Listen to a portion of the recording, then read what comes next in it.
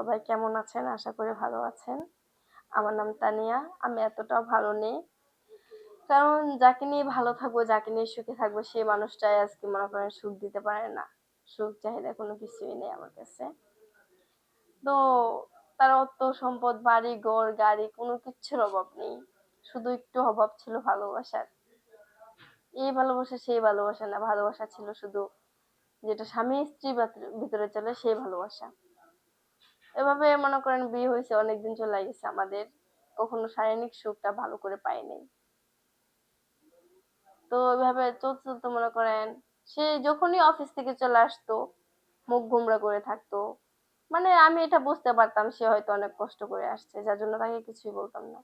কিন্তু নিজের শারীরিক জ্বালাটা সবটুকুই হাতের মুঠোয় চাপ দিয়ে ধরে রাখতাম। কিন্তু করার কিছু ছিল না। সে তো পারতো না।